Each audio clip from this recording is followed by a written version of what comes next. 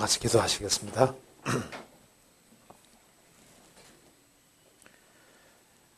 저희를 사랑하시는 하나님 아버지 감사합니다.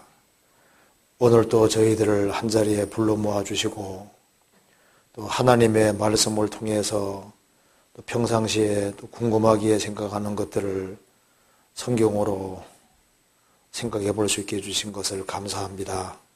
이 시간 주 성령께서 함께 해주시고 우리의 마음과 생각을 열어주시고 하나님의 뜻이 무엇인지를 바르게 분별할 수 있는 지혜를 주시고 또 말씀 가운데 살아갈 수 있는 힘을 더욱 허락해 주옵소서.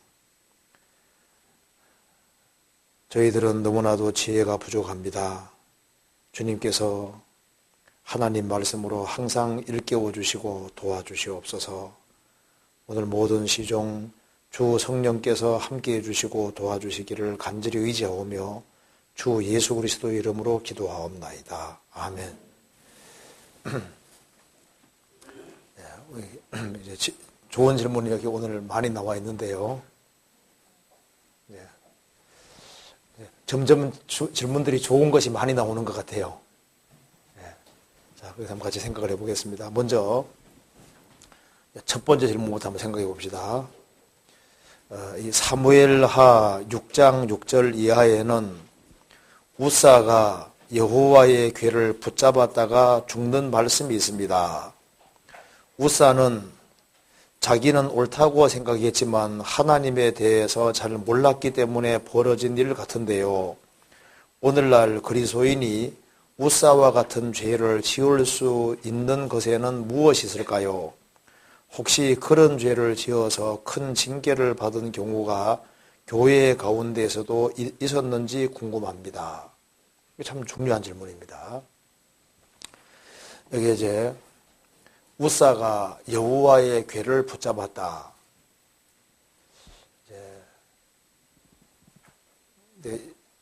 이 질문이 아주 중요한 질문에 속한다고 할 수 있습니다. 먼저 사무엘하 6장 찾아봅시다.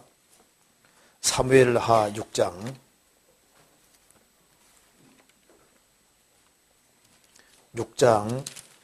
6절에서부터 8절까지 읽어보겠습니다. 저희가 나곤의 타작마당에 이르러서는 소들이 뛰므로 우사가 손을 들어 하나님의 궤를 붙들었더니 여호와 하나님이 우사의 잘못함을 인하여 진노하사 저를 그곳에서 치시니 저가 거기 하나님의 궤 곁에서 죽으니라. 여호와께서 우사를 충돌하심으로 다윗이 분하여 그곳을 베레수사라 칭하니 그 이름이 오늘까지 이르니라. 다윗이 법궤를 다윗성으로 이제 드리려고 했습니다. 그때 우사와 아효가 이제 앞뒤에서 이렇게 소들이 이제 싣고 이제 법궤를 싣고 쭉 가는데 이제 소들이 뛰므로 법궤가 이제 넘어지려고 했던 거예요. 그러니까 우사가 이제 그것을 궤를 붙들었다. 그런데 성경이 말씀하기를 우사의 잘못함을 인하여 잘못했다 그러죠. 잘못함을 인하여 하나님께서 그 사람을 치시니 우사가 하나님의 궤 곁에서 죽었다. 이것이 우리와 무슨 관계가 있겠느냐, 오늘 또 이런 일이 있을 수 있느냐 하는 중요한 질문입니다.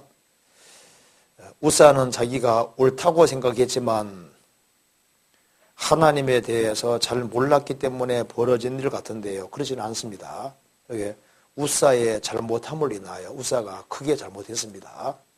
자, 왜 그러냐면은 이걸 알기 위해서 먼저 사무엘상 7장을 보시겠습니다. 사무엘상 7장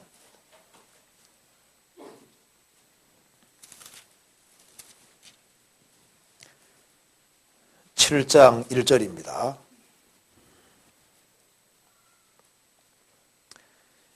기럇 여아림 사람들이 와서 여호와의 궤를 옮겨 산에 사는 아비나답의 집에 들여놓고 그 아들 엘리야사를 거룩히 구별하여 여호와의 궤를 지키게 하였더니 궤가 기럇 여아림에 들어간 날부터 20년 동안 오래 있은지라 이스라엘 온 족속이 여호와를 사모하니라. 자, 이스라엘이 법궤를 빼앗겼습니다. 그래서 블레셋 사람들에게 법궤가 있다가 이제 법궤가 아비나답 집에 들어오게 된 거예요. 그래서 이 아비나답의 아들 엘르아살이 이제 법궤를 이제 지켰는데 엘르아살과 우사와 아효가 형제지간입니다. 이 집에 20년 동안 법궤가 있었던 거예요. 자, 성경 사무엘하 찾아보시겠습니다. 사무엘하 3장, 사무엘하 6장 3절 보시겠습니다.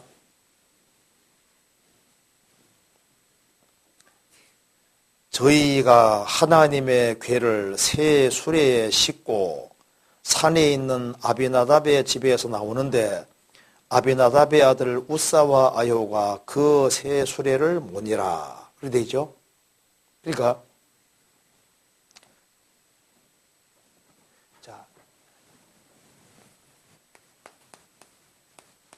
이 아비나답 집에 법궤가 20년 동안 있었습니다.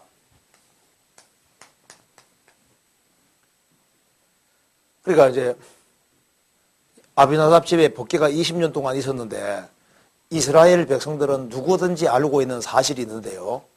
법궤를 만지면 어떻게 되는 겁니까? 죽는 거예요. 그렇죠? 법궤 만지면 죽는다는 사실을 이스라엘 백성들은 다 알고 있는 사실이기 때문에 어느 누구도 법궤에 접근을 안 하도록 되어 있는 겁니다. 그런데 보세요. 이 우사와 아효가 있는데 우사와 아효가 아비나답의 아들이니까 자기 집에 법궤가 있잖아요. 그렇죠? 그러면 아버지 아비나답도 이제 법궤 만지면 죽는다는 거 알고 있고 집안 식구들이 다 법궤 만지면 죽는다는 거 알고 있잖아요. 그러니까 만지면 죽는 것이 집안에 있는 거예요. 그렇죠? 그러니까 이제 무서운 게 집안에 들어와 있다 그 말입니다. 그래서 이걸 법궤를 잘 대하면은 복을 받는데 잘못하면 죽을 수 있는 거잖아요. 죽을 수 있는 게 집안에 들어와 있으니까 아버지 아비나답이 아주 경계를 계속해서 여기에 가까이 접근하지 말라고 계속했을 거 아니에요. 그죠? 그러니까 이제 법궤가 이렇게 있는데 가까이 가려고 생각 안 할 거 아니에요. 근데 이제 세월이 이제 1년 지나고 2년 지나고 3년 지나고 4년 지나고 세월이 계속 지나가니까 이제는 아무 일이 없으니까 어떻게 했을까요? 모르긴 몰라도 우사와 아효가 모르긴 몰라도 법궤에 가까이 가서 봤을 거 아니에요. 그죠? 그럴 가능성이 많이 있죠. 가서 보고 야 이렇게 생겼구나 저렇게 생겼구나. 근데 만지면 죽으니까 만지지는 않고 이제 가까이 하다 보니까 이제 세월이 이제 20년 흘러가니까 이것이 뭐로 보일까요? 이 법궤가 아주 무시무시한 아주 무서운 하나님 임재를 상징하는 무서운 것이었는데 세월이 흘러가면서 이것이 뭐로 바뀌어졌냐 하면은 우사와 아효 머릿속에 이게 상자꽉이라는 생각으로 바뀌는 겁니다. 그냥 우리 집에 이제 상자 하나가 들어와 있는 거예요. 그러니까 이제 만지면 죽는다는 건 알고 있지만은 왜 다윗이 법궤를 예루살렘 이제 그 다윗성으로 이제 드리려고 할 때 이스라엘 백성들 아무도 법궤에 가까이 안 가려고 할 거 아니에요. 그렇죠? 만지면 죽는 것인데 가까이 가는 거면 안 가려고 하잖아요. 그런데 우사와 아효는 자기 집에 오랫동안 있었으니까 요 가까이 자연스럽게 가까이서 이제 이렇게 수레를 몰 때 앞뒤에서 이렇게 가까이 있게 되는 거예요. 그리고 이제 잘 생각해 보세요. 법궤가 이제 쭉 다윗성으로 이제 들어올 때 소들이 탁 뛰니까 이제 법궤가 다 기울 거 아니에요. 기울면은 이스라엘 백성들이라면 어떻게 했을까요? 만지면 죽는 게 옆에 있으니까 탁 기울이면 어떻게 될까요? 무조건 피하게 되는 거잖아요. 그죠? 피해야 되거든요. 피해야 되는데 우사는 이게 왜 넘어져 하고 만지잖아요. 왜 만졌을까요? 이게 세월 지나가면서 이게 하나의 상자각으로 바뀌어 있는 거예요. 그래서 이 상자가 왜 넘어져 이렇게 되는 겁니다. 그러니까 하나님께서 우사하고 충돌했다 그 말입니다. 충돌해서 그 자리에서 그냥 즉사하는 거예요. 그렇죠? 이것이 우리 신앙생활에 아주 중요한 요소가 되는 겁니다. 그래서 우사의 6, 7절에 우사의 잘못함을 인하여 하나님이 진노하셨다. 진노하사 저를 그곳에서 친히 저가 거기 하나님의 궤 곁에서 죽으니라. 이것이 우리에게 교훈 주는 첫 번째 중요한 것이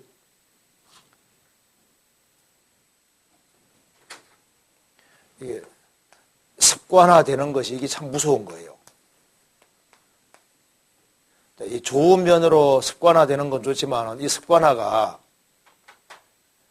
하나님을 경외하는 경외감이 세월 지나가면서 없어지는 겁니다.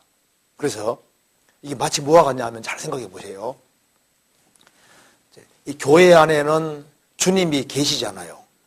그죠? 그래서 교회에 처음 들어올 때는 어떤 마음으로 들어옵니까? 내가 딱 구원을 받고 보니까 하나님이 내 속에 역사하셨잖아요. 그래서 하나님 역사하시기 때문에 구원받은 무리 가운데 주님이 같이 계시다는 걸 처음에 확실하게 인식을 하고 들어온다 그 말입니다. 그리고 구원받은 한 사람 한 사람이 전부 다 귀한 사람이 되잖아요. 주님 피로 구원했으니까. 그래서 그 사람이 부족한 모습이 보여도 구원받은 모든 사람은 너무나도 존귀한 사람으로 보이고 교회에 주님이 머리로 계시니까 교회를 중요하고 귀하게 생각을 했는데 신앙생활을 1년 하고 2년 하고 3년 하고 4년도 가지고 하다 보면은 이제 우리 가운데 역사하시는 주님은 안 보이고 이제 구원받은 형제자매들의 장단점이 보이기 시작하고 그러면서 여기도 그냥 인간들이 모여 있는 곳이네. 사람들이 모여 있는 곳이네 하면서 그 가운데 역사하시는 주님은 안 보이게 되는 거예요.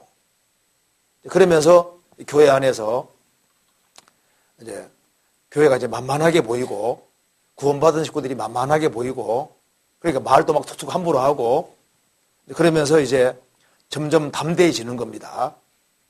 그러다가 이제 조금 이제 교만하게 되고 하면요. 이 가운데 주님 역사하는 것이 안 보이고 하면은 그냥 한바탕 내가 한바탕 휘젓고 싶을 수도 있다고 생각을 하고 그러다가 이제 우리 가운데 계신 주님하고 꽝 부딪히는 사람이 있는 거예요. 그럼 누가 이길까요? 자기가 깨지죠. 그래서 이 교회 안에서 우사와 같은 사람이 간혹 생기는 겁니다. 교회 안에서. 그래서 한때는 신앙생활 잘한다고 했는데 신비감이 사라지고 하나님에 대한 경외감이 사라지면서 형제자매들을 만만하게 생각하고 교회를 우습게 생각하면서 교회를 이제 자기 같은 함부로 주장하고 그래서 주도권을 장악한다든가 이렇게 하려고 한바탕 가다가 이제 교회 가운데 계신 주님과 꽉 부딪혀서 나가자빠지는 사람들이요 간혹 생기는 거예요. 우사와 같은 사람들이 간혹 생기는 겁니다. 이런 일은 과거도 있었고 앞으로도 생길 겁니다. 그래서요 형식적이 되고 습관적이 되는 것은 무서운 거예요. 그렇잖아요. 잘 생각해 보시면요. 우리가 구원을 받았을 때 성령 역사하신 겁니다. 구원받은 무리가 같이 모여 있잖아요. 그 구원받은 무리 가운데 주님이 계십니다. 주님은 절대 변함이 없이 계속 계시는 거예요. 그런데 주님은 안 변하는데 인간 마음이 변하는 거예요. 그래서 신비감이 떨어지고 경외하는 마음이 떨어지고 습관적이 되고 그렇게 해서 이제 사람은 보이는데 그 가운데 역사하는 주님은 안 보이는 거예요. 교회 생활하면서 여간 조심하지 않으면 안 됩니다. 주님은 항상 계시는 거예요. 법궤는 만지면은 죽도록 돼 있는 거예요. 법궤가 아비나답 집에 있고 가까이 있는 것처럼 주님은 우리 가까이 항상 계시는 겁니다. 그렇기 때문에 우리가 형제 자매들 앞에서 항상 조심해야 되는 거예요. 그리고 교회 생활 속에서는 아주 조심해야 되는 겁니다. 그래서 이 우사와 같이 이렇게 주님하고 충돌하는 사람이 가끔 생겨요. 그러다가 자기가 깨지게 되는 겁니다. 성경 신명기 1장 찾아봅시다. 신명기 1장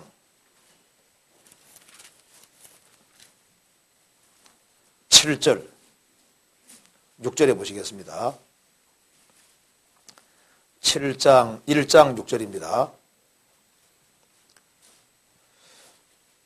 우리 하나님 여호와께서 호렙산에서 우리에게 말씀하여 이르시기를 너희가 이 산에 거한 지 오래니 방향을 돌려 진행하여 암모리 속의 산지로 가고 그 근지 곳곳으로 가고 이 말씀 보면은 너희가 이 산에 거한 지 오래니 방향을 돌려 진행하라. 이제 한 곳에 오래 있으면은 모든 게 습관화되기가 쉬운 거예요. 그러니까 이제 여기 너무 오래 있었으니까 이제부터 다시 일어나서 진행하라 이런 말씀이 나와 있죠. 우리 마음은 가끔씩 각성되는 것이 필요합니다. 이제 습관적으로 신앙생활을 이렇게 하다 보면요, 형제자매까지는 보이는데 주님이 안 보일 수 있는 거예요. 우리가 교회 생활하면서 정신 바짝 차려야 됩니다. 우리가 구원 안 받은 사람을 접촉할 때는 담대해도 구원 받은 사람을 접촉할 때는 정말 조심해야 되는 거예요. 진짜입니다.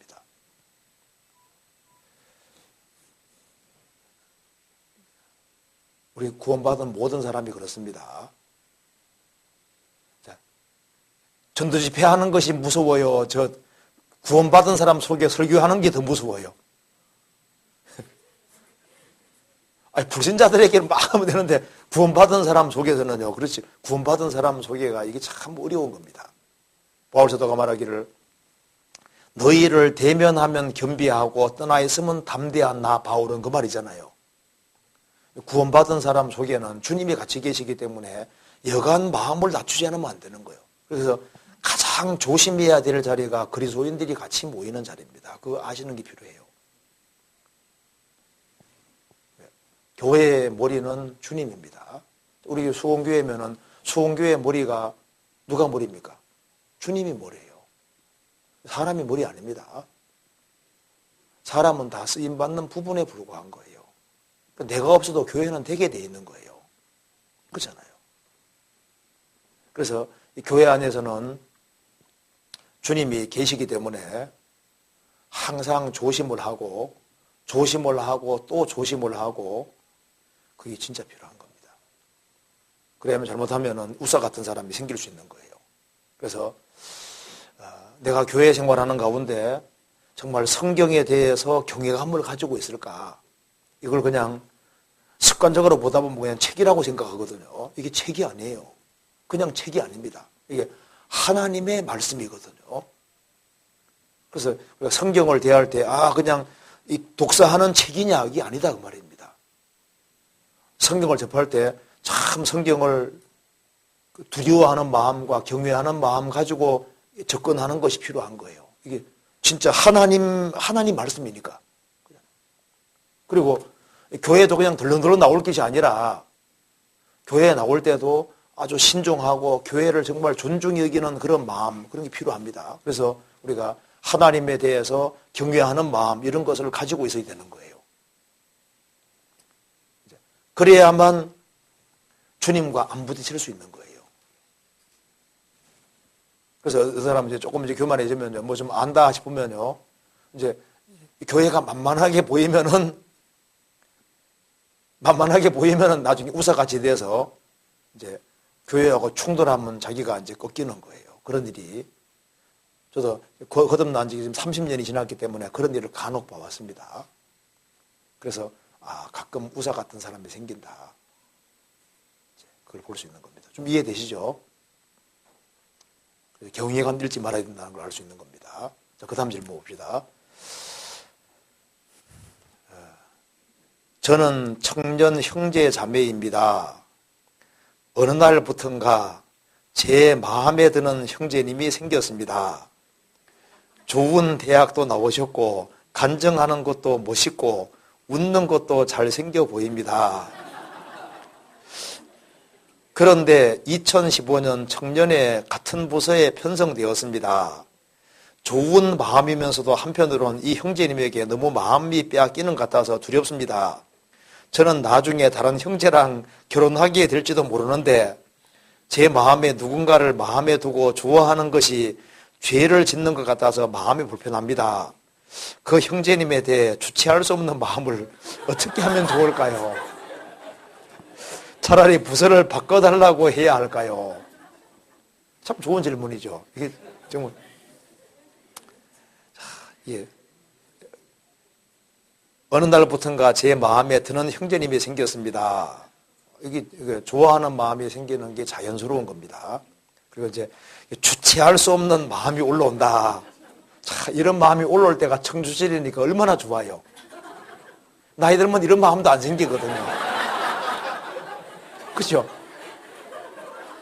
아니 노인들이 이런 마음 생기겠어요? 그러니까 이게 참 우리가 하나님이 청춘 시절을 가슴 두근두근거리고 이때가 좋은 때예요. 지금 여기 아주 질문하신 분은 아주 좋은 때를 지내고 있는 겁니다. 그렇죠? 내라고 하잖아요. 맞아요. 그런데 이런 마음이 올라오고 주체하는 마음, 이제 주체하지 못하는 마음이 올라오고 이게 정상적인 겁니다. 왜 그러냐? 주님이 그런 마음을 주셨어요. 그렇잖아요. 그런 마음이 올라오는 게 정상적인 겁니다. 정상적인데 통제를 해야 되는 거예요. 그렇죠?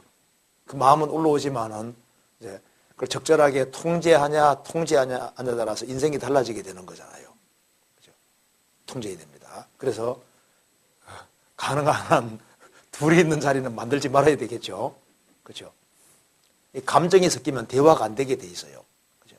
그래서 우리가 이제 기도할 때 어려운 것이 있을 때만 기도하는 것이 아니고 유혹되는 마음이 올라올 때도 기도가 필요한 겁니다. 그렇잖아요. 그래서 성경에 이제 환난 날에는 나를 부르라고 했는데 환난 날에만 주님 부르는 게 아닙니다. 이런 주체하는 마음, 주체할 수 없는 그런 마음이 올라올 때도 기도가 필요한 거예요. 그래서 예수님께서 이렇게 말씀해 주셨습니다. 성경 마태복음 26장 찾아봅시다.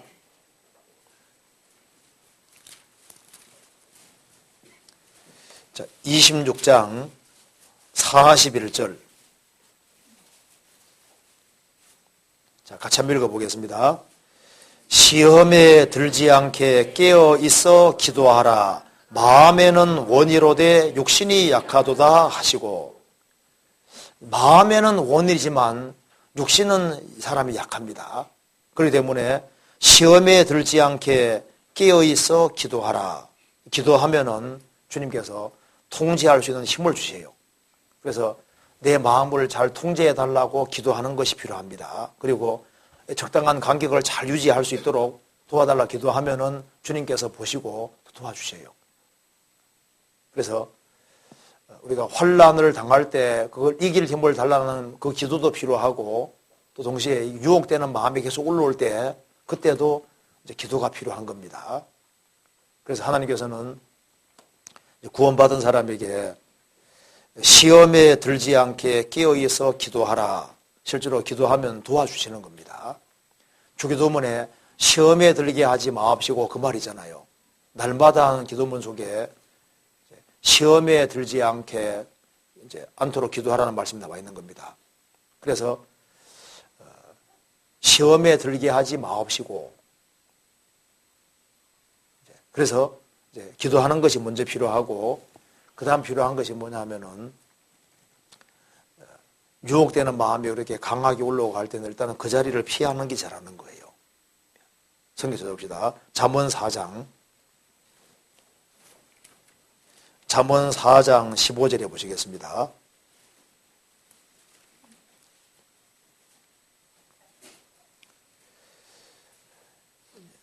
그 길을 피하고 지나가지 말며 돌이켜 떠나갈지어다.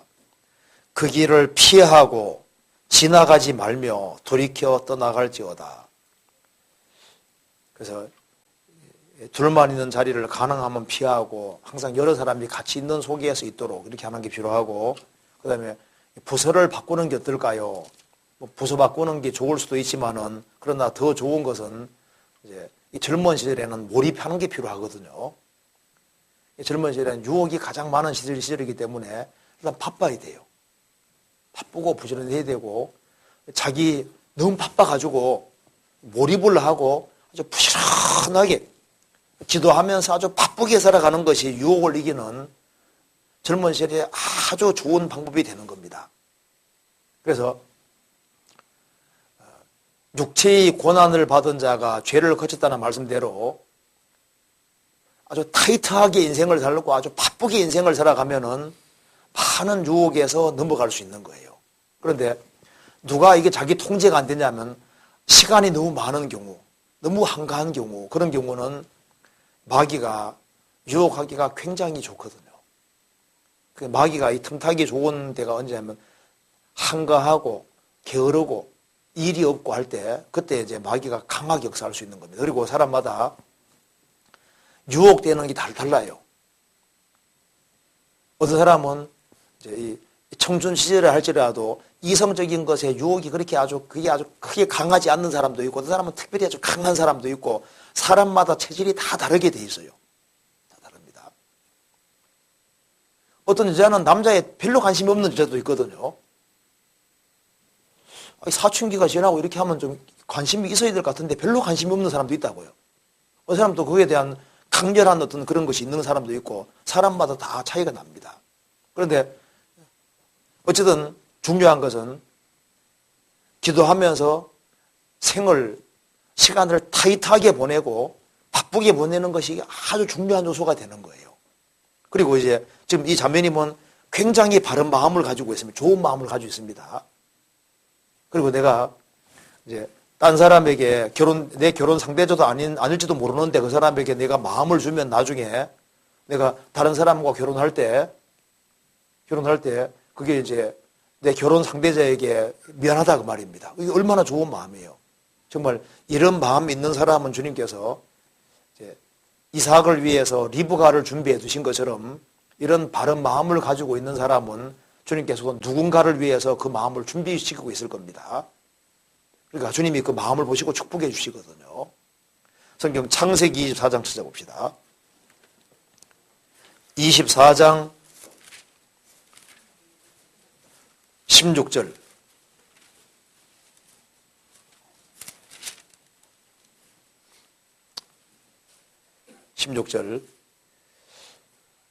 그 소녀는 보기에 심히 아리답고 지금까지 남자가 가까이 아니한 처녀더라. 리브가에 대한 평가입니다. 그 소녀 리브가는 보기에 심히 아리답고 지금까지 남자가 가까이 하지 아니한 처녀더라. 그러니까 하나님께서 이런 여자를 누구와 연결시켰습니까? 이삭과 연결시켰잖아요. 만일 이 소녀 리브가가 만일 처녀가 아니고 정조를 안 지켰다면은 이삭이 아니면 못 되는 거예요. 그렇죠? 진리 가운데 살아가면은 주님께서 또 거기에 합당하게 보응해 주시는 겁니다. 배후에 하나님이 계셔요. 스스로 속이지 말라. 하나님은 만노력임을 받지 아니하시나니 사람이 무엇으로 심든지 그대로 거두리라. 크리스찬의 신앙생활에는 반드시 공의가 있습니다. 구원 받은 사람은 신문대로 거둔다는 것을 가장 쉽게 이렇게 생활 살아가면서 경험할 수 있는 사람들인 거예요. 왜?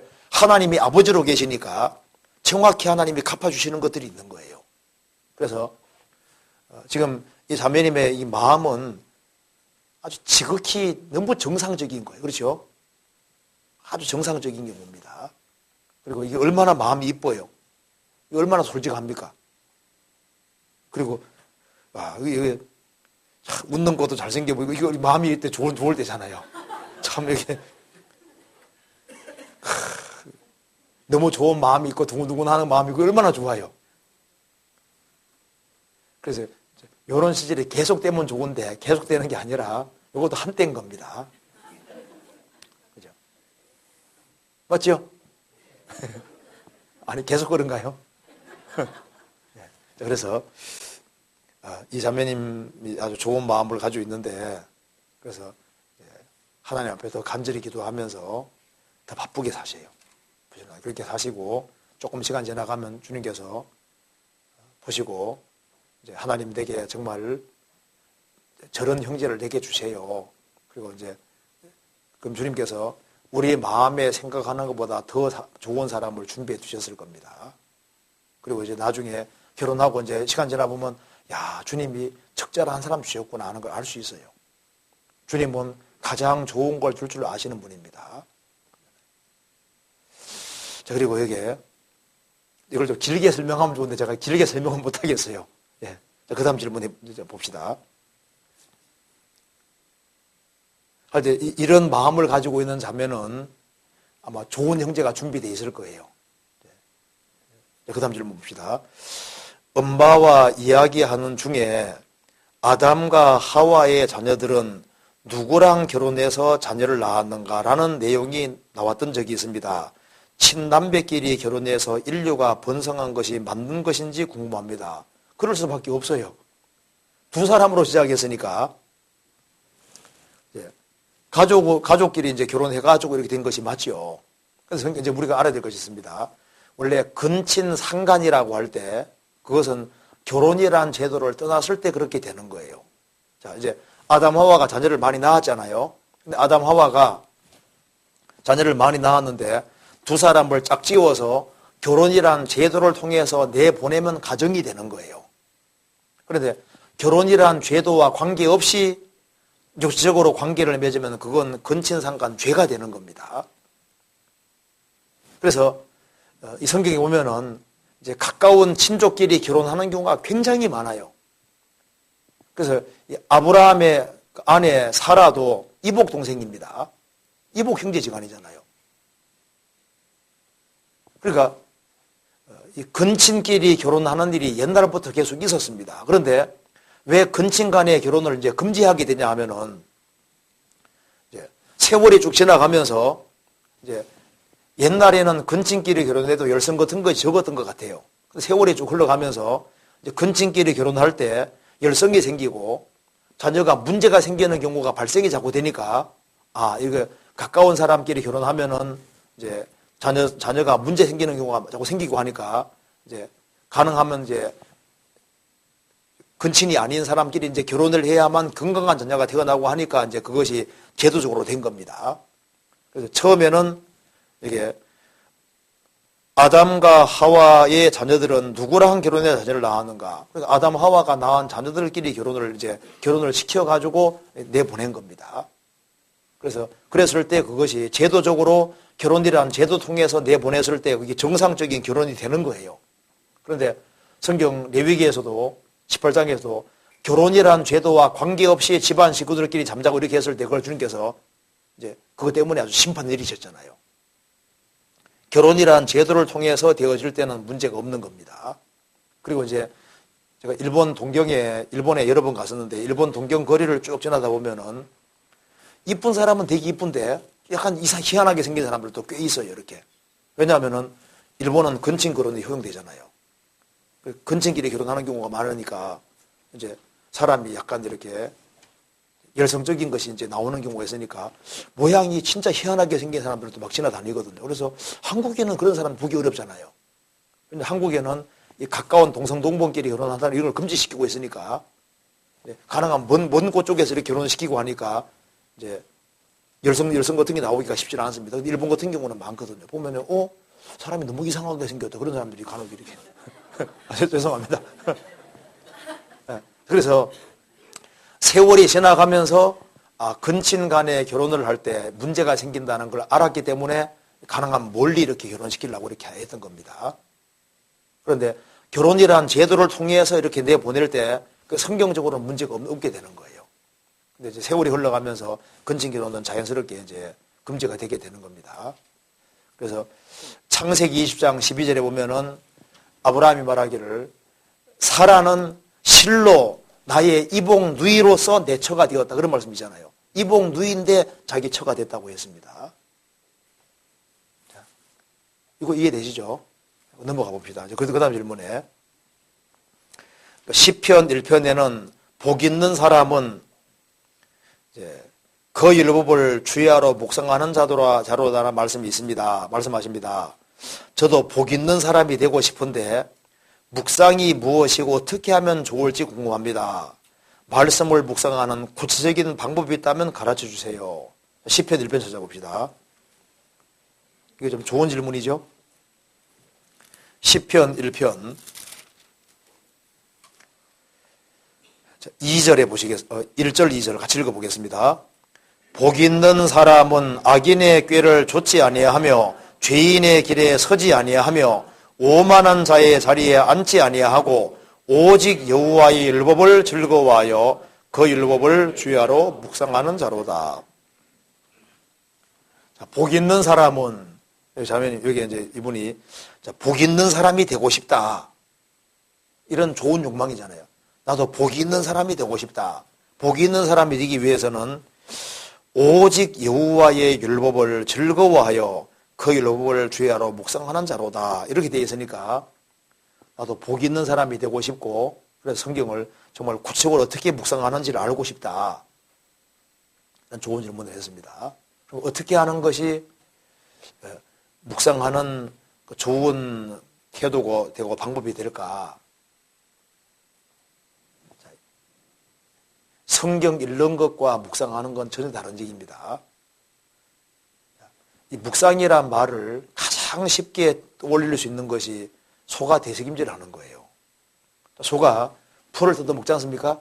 뜯어 먹으면은 그걸 그 다음에 시간 날 때마다 다시 끄집어 올려야 다시 다 되씹잖아요. 반복적으로 계속 되씹는 것이 소가 되새김질을 하는 것이 묵상이란 말하고 똑같은 말인 겁니다.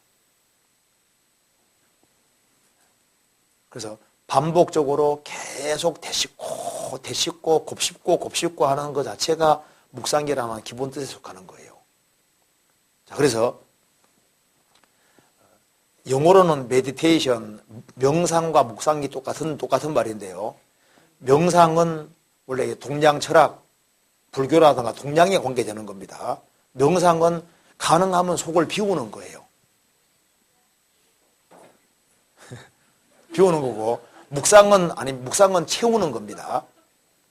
묵상은 되씹고 해서 계속 채우는 것이 묵상에 속하는 거예요. 그럼 어떻게 하는 게 묵상하는 것이냐? 제가 이 러시아에 전도하러 이제 가끔씩 가는데요. 이 러시아에 가면은 이제 에카테리나 여제 박물관이 있습니다. 그 박물관이 이제 러시아는 굉장히 많잖아요. 에카테리나 여제 그 궁전이 있는데 거기 가면은 진짜 그림들이 많이 있어요. 제가 몇 번 갔는데 뭐 봤는지 모르겠어요, 지금도. 왜냐하면 가이드 하시는 분이요, 이게 무슨 그림입니다 하고 그 다음 넘어가거든요. 그럼 또 쫓아가면 이게 무슨 그림입니다 막 넘어가는 거예요. 그래서 막 바쁘게 막 따라가다 보면 이제 나오는 거예요. 그래가지고 그 다음 가만 생각하면 뭐 기억이 별로 안 나요. 바쁘게 지나가는 건 묵상이 아니고, 묵상하는 것은 이제 바쁘게 지나가다가도 딱 진짜 자기 마음에 딱 들어오는 것이 있으면은 그 앞에 서서 요래도 보고 저래도 보고 이것이 마음속에 완전히 들어올 때까지 하나에 집중해서 계속해서 또 보고 해서 마음속에 완전히 새겨지게 만드는 것이 쉽게 말하면 묵상하는 거예요. 그러면 그 하나는 마음속에 확실하게 새겨지잖아요. 이제 그걸 가리켜서 이제 묵상한다. 묵상한다는 것은 한 곳에 시간을 충분히 들이는 겁니다. 그래서 그것이 마음속에 완전히 딱 와닿을 때까지 쉽게 말해서 새겨서 안 지워지도록 새기는 그것이 쉽게 말하면 묵상인 거예요. 그래서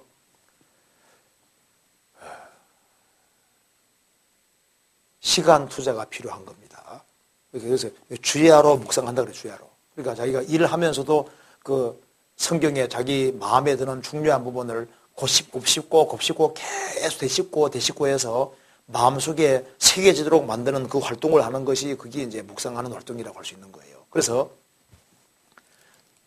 그 하나님 말씀이 자기 속에 애워질 뿐 아니라 그 사람 마음속에 탁 새겨져서 그것이 자기 마음속에 탁 와닿게 되면은 그게 굉장한 영향을 미칩니다. 물가에 심기운 나무라고 표현되어 있잖아요. 3절에 저는 시냇가에 심은 나무라 그랬죠.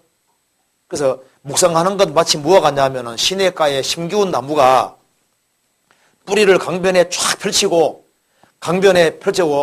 거기서 강에 있는 온갖 자양분들을 쫙 끌어들여서 정말 내 것으로 만드는 그것이 묵상하고 똑같은 거예요.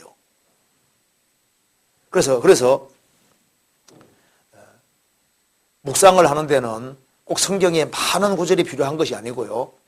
그래서 성경 읽는 가운데 가능하면 자기가 몇 장 읽으면 그 장 중에서 한 장을 딱 정하는 게 좋고, 한 장 정한 것 중에서도 자기가 자기 마음에 와닿는 부분을 딱 한 포인트를 택해서 그걸 또 보고 하면서 그것이 마음속에 새겨지도록 만드는, 그래서 이것을 이제 자기 생활에 적용도 해보고 여러 각도로 생각해보고 하면서 자꾸 이렇게 되씹는, 그렇게 해서 그것이 마음속에 확실히 와닿을 수 있도록 만드는 그 작업을 하는 것이 그게 묵상에 속한다고 할 수 있는 겁니다. 그래서 성경 한번 찾아봅시다. 시편 19편 보세요. 19편에 이런 말씀 나와 있죠. 14절. 14절 같이 읽어보겠습니다. 19장 14절. 나의 반석이시오 나의 구속자이신 여호와여 내 입의 말과 마음의 묵상이 주의 앞에 연락되기를 원하나이다. 여기 내 입의 말과 마음의 묵상이라고 했죠. 묵상.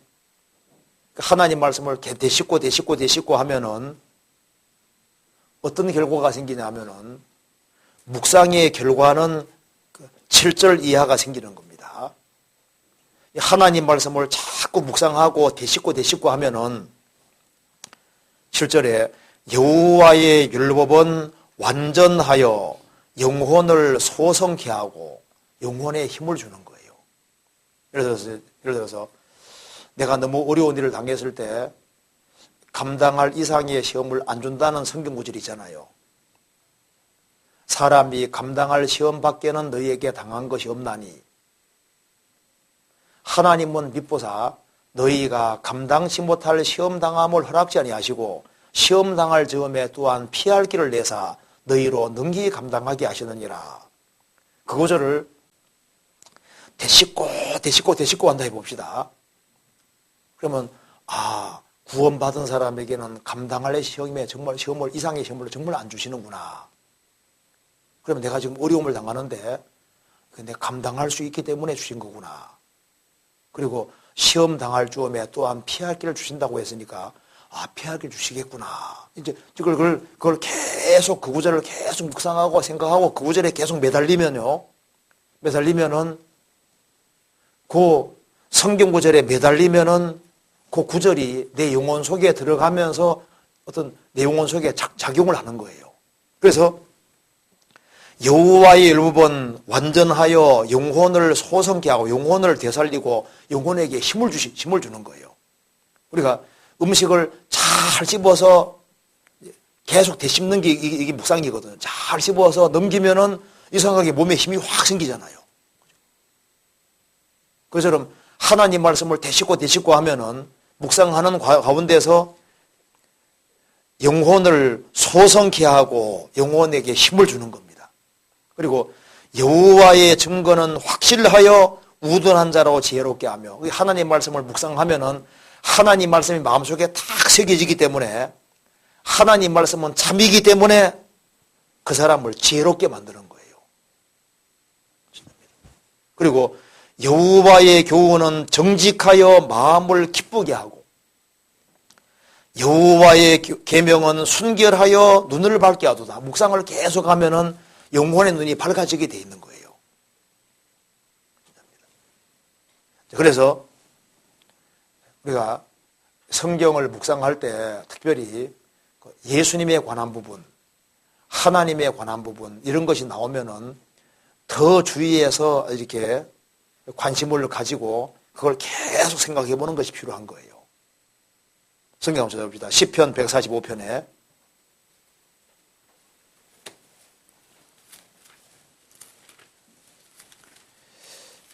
시편 145편 5절 같이 읽어보겠습니다. 5절. 주의 존귀하고 영광스러운 위엄과 주의 기사를 나는 묵상하리이다. 주의 존귀하고 영광스러운 위엄과, 주님 자신입니다. 주님이 어떤 분이냐, 하나님이 어떤 분이냐, 예수님이 어떤 분이냐, 그것에 대해서 생각을 많이 하는 게 필요한 거예요. 성경에서 예수님에 대해서, 성령님에 대해서, 하나님에 대해서 나와 있으면은 그것에 특별히 주목해서 그걸 나는 되씹고 하겠다 그 말입니다. 그리고 주의 기사, 주님이 하시는 그 놀라운 일을 나는 묵상하리이다. 그래서 우리가 특별히 포커스 같은 걸 맞출 때 하나님에 대해서, 하나님이 행하시는 일에 대해서 자꾸 거기에서 주목해서 다 보고 자꾸 묵상하고 하면은, 아, 하나님이 이런 분이구나. 하나님이 이렇게 하시는구나. 하나님 말씀을 순종하는 사람은 이렇게 축복해 주시는구나. 하나님 말씀을 어기는 사람은 이렇게 망하는구나. 그러면서 이제 이 말씀이 마음속에 딱 새겨지면은 그 말씀이 그 사람 마음을 꽉 붙잡게 되는 거예요. 신문에 보니까 어떤 사람은 자기는 세상의 어떤 시를 1000편을 외우고서 마음이 부자가 됐다. 신문 보셨어요? 이 사람이 일반 시를 1000편 정도를 외웁니다. 시간 날 때마다 시를 외우는 거예요. 그래서 그것 때문에 마음의 부자가 됐다. 근데 우리는 세상 시 말고 성경 구절을 가까이 하고 그걸 외워도 이걸 깊이 생각하지 아니하면은 뜻을 뭔지를 알 수가 없어요. 그래서 외울 뿐 아니라 그걸 자꾸 생각을 하는 게 필요합니다. 생각을 하고 되씹는 것이 필요합니다. 그 환희 제이 크로스비 아시죠? 그 여자는 태어난 지 얼마 안 돼서 소경이 됐습니다. 근데 부모님이 크리스찬이잖아요. 그래서 이 환희 제이 크로스비에게 성경 구절을 많이 암송을 시켰습니다. 그래서 그녀는 평생 소경으로 있었지만은 성경 구절을 많이 암송했고, 그래서 아무것도 안 보이니까 성경 구절이 마음속에 많이 들어가잖아요. 그래서 성경을 이제 암송을 하고 성경을 묵상을 하는 가운데 그래서 찬송시를 많이 지은 겁니다. 그래서 아마 찬송 중에 환희 제이 크로스비가 지은 찬송가가 한 사람으로 단독으로서는 제일 많이 들어와 있을 거예요. 환희 제이 크로스비. 그래서 부모님이 그 자녀에게 성경을 많이 암송시키는 그 기록합니다. 그래서 본인은 서로 얘기하잖아요. 내가 세상의 사물은 내가 못 보게 됐지만은 나는 성경을 암송하고 묵상하는 가운데 세상 사람 아무도 안 부러워한다. 나중에 주님 만나면 눈 뜰 때니까. 그래서 오히려 소경이 됨으로 인해서 세상 생활 살아가면 보지 말아야 될 것을 아예 처음부터 안 보게 됐으니까 나는 오히려 감사한다고 얘기를 하잖아요. 이 성경을 묵상하는 것은 아주 중요한 겁니다. 그래서 이제 성경을 읽는 가운데 자기가 필요하다고 생각하는 곳에 주목을 하면서 계속 되짚는 사람은 중요한 것들을 깨달을 수 있는 거예요. 그 중에 제가 몇 가지 한번 예를 들어 보겠습니다. 누가복음 1장 찾아봅시다. 누가복음 1장 41절.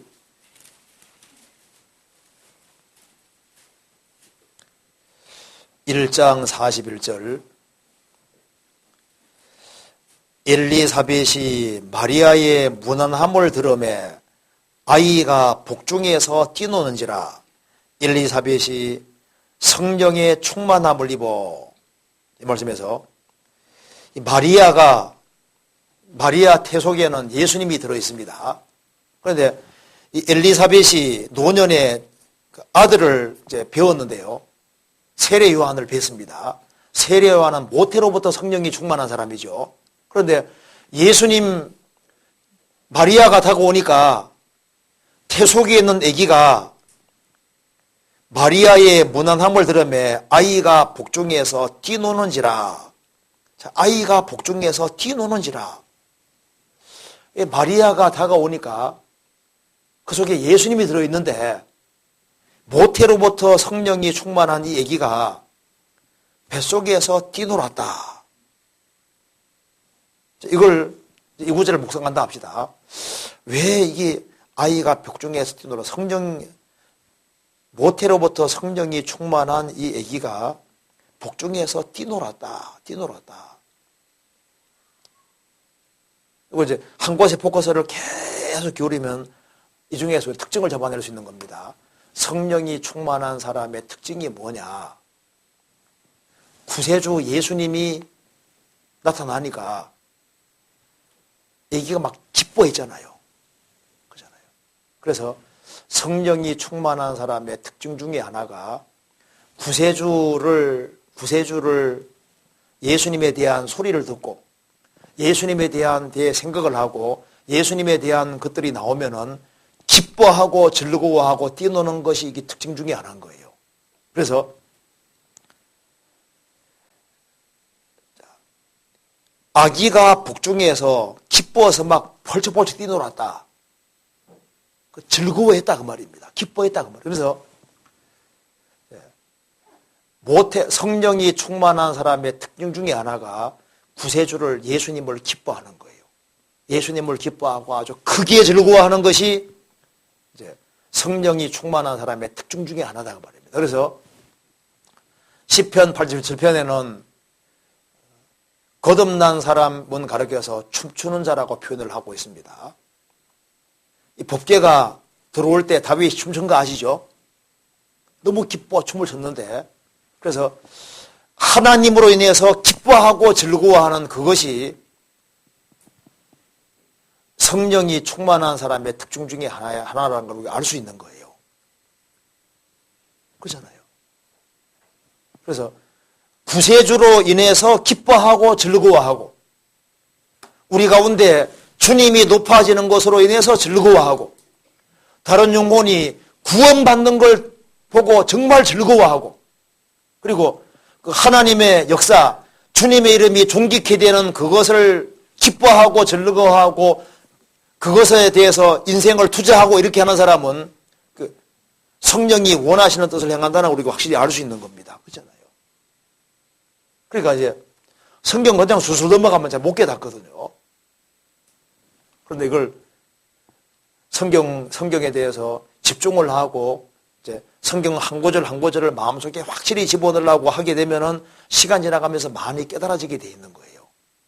성경 누가복음 2장 봅시다. 2장 6절.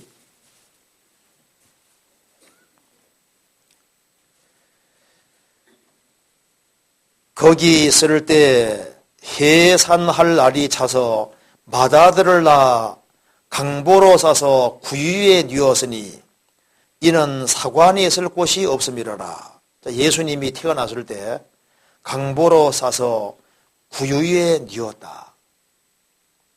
왜 이 구절을 기록해놨을까? 예수님이 태어나도 왕궁에 태어나셔야 되고 좋은 침실에 있어야 될 것 같은데 말죽통 같은 구유에 뉘었다. 구유에 있는 겁니다. 이것이 성경에서는 한 구절도 그냥 기록된 일이 없습니다. 이제 처음엔 잘 몰라도 시간 지나가면은 성경에 토시 하나가 다 필요해서 넣어두신 거예요. 그래서 성경이 말씀하기를 하나님의 말씀은 순결하며 흙도가니에 7번 단련한 은 같도다. 그러니까 흙도가니에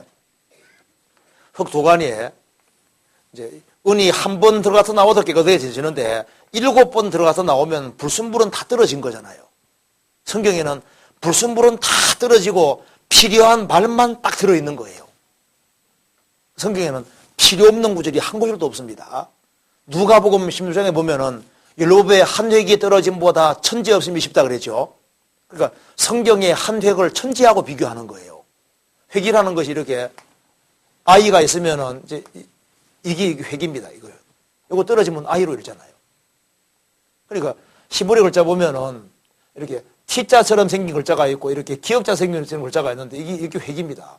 이거 떨어지면 이렇게 읽잖아요. 그러니까 성경의 한 획을 천지하고 비교하고 있으니까 필요한 말만 다 집어넣기 때문에 성령께서 성경 기록할 때 한마디 한마디를 집어넣을 때 그냥 집어넣은 게 아니라 필요하기 때문에 사실 다 집어넣은 거예요. 시간 지나가면 알게 되는데 왜 예수님이 태어나셨는데 왜 하필이면 구유에 누였다고 이렇게 표현했느냐 그 말입니다. 예수님이 어디 계셨냐 하면은 왕궁에 계신 것이 아니고 초라한 구유에 계셨다. 지금은 또 마찬가지입니다. 예상치 못한 곳에 주님이 계시는 거예요. 사람 생각할 때 대형 교회에 주님이 계신 줄 아는데 꼭 그런 게 아닙니다. 정말 초라한 모임인데 주님이 그 가운데 계시는 거예요. 우리 지역교회 가보면요, 진짜 조그만 데가 있거든요. 너무 조금 모입니다. 그런데 같이 교제하다 보면요, 주님이 그 가운데 계시는 거예요. 중국에도 가보면은 같이 크리스찬들이 모였는데 정말 가난한 형제자매들이 같이 모였는데 같이 교제하다 보면은요, 은혜 주러 갔다가 은혜를 받고 온다니까요. 그래서 이거 말죽통 같은 구유인데 정말 초라한 곳인데 주님이 같이 계시는 거예요. 해외에도 가보면은 정말 열악하게 몇 명 안 모이거든요. 그런데 같이 모여서 교제하는 데 보면은 주님이 그 가운데 계시는 거예요. 참 신기하다. 그래서 주님이 구유에 계시는구나. 정말 초라한 곳에 가시나무 떨기 가운데 주님 나타나신 것처럼 초라한 곳에도 주님이 계시는구나. 그래서 만왕의 왕 되신 그 영광스러운 주님께서 예상치 않은 곳에 있는 거예요. 그러니까 이제 성경 읽으면서 이제 쭉 읽는 가운데 자기가 좀 이렇게 좀 마음에 드는 구절들이 있으면 그 구절에 집중을 해서 자꾸 그것을 자꾸 들여다보고 또 들여다보고 이렇게 하다 보면요, 이제 좋은 교훈들이 하나씩 떠오를 수 있는 거예요. 그런데 그렇게 하지 않고 그냥 수수수 이런 식으로 읽어버리면요, 별로 남는 게 없는 거예요. 그래서 주일 말씀 듣고 난 다음에 그 구절들을 적어가지고 가서 다시 복습을 하면서 그 구절을 다시 줄을 그어가면서 다시 확인해보고 하면서 그것이 확실히 내 것이 되도록 하는 작업이 필요한 거예요. 그래서 이제 묵상이 뭐와 똑같냐 한번 잘 보세요. 하늘에서 만나가 내렸잖아요. 만나가 내렸는데 이것이 진주처럼 딱딱합니다. 딱딱하니까 그냥 못 먹어요. 이걸 가지고 와서 어떻게 해야 되냐면 맷돌에다가 갈아가지고 빻아가지고 요리하는 작업을 해야만 먹을 수 있게 되어 있는 겁니다. 성경 말씀은 여기 만나 비슷해가지고 그냥 들어 넘기면은 1시간 반 설교 싹 들어서도 그냥 듣고 그냥 묵상 안 하면 그냥 샥 지나가 버리는 거예요. 그런데 그걸 싹 걷어가지고 집에 가지고 가서 이제 이걸 빻아가지고 요리해가지고 과연 그런지 안 그런지 내가 확인하면서 이것을 내 마음판에 새기는 작업을 해야 되거든요. 그게 묵상이다 그 말입니다. 그러면은 마음속에 과연 성경 그렇게 되어 있구나. 그러면은 성경이 딱 믿어지면은 성경이 믿어지는 만큼 그 사람이 믿음이 점점 자라게 되는 거예요. 성경은 만나하고 똑같습니다. 그래서 왜 신앙이 빨리 성장하지 못하냐 하면은 주일날 말씀 듣고 들었지만은 1시간 반 동안 말씀이 쫙 나오는데 그냥 듣고 슉 지나가잖아요. 그 다음에 그걸 거두어가지고 집에 가서 빠스 요리를 안 하는 거예요. 그러니까 묵상을 안 했다 그 말입니다. 그렇게 하니까 자기한테 힘이 안 되는 거예요.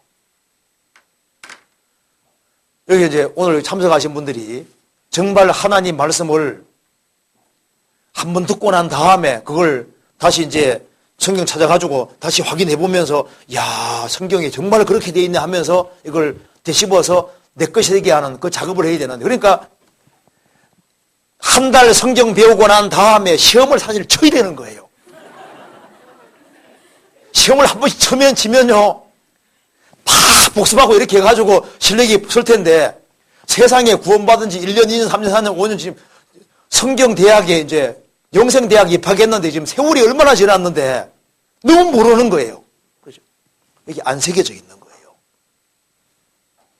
성경 한번 찾아봅니다. 누가복음 3장에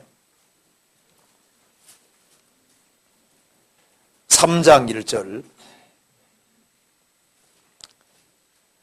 티베리오 가이사가 위에 선지 15해 곧 본디오 빌라도가 유대의 총독으로 헤롯이 갈릴리의 분봉왕으로 그 동생 빌립이 이두레와 드라고니 지방의 분봉왕으로 루사니아가 아빌레네의 분봉왕으로 안나스와 가야바가 대장으로 있을 때 하나님의 말씀이 빈들에서 사가랴의 아들 요한에게 임한지라. 이 구절을 묵상한다 생각해 봅시다.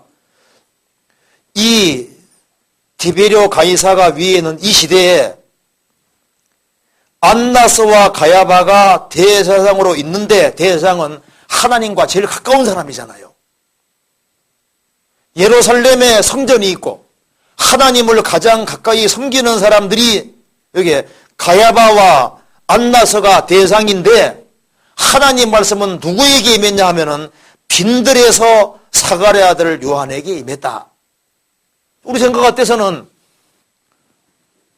가야바와 안나스가 대상으로 있으니까 가야바와 안나스에게 임해야 되는데, 가야바와 안나스에게 임한 것이 아니라 저 빈들에 있는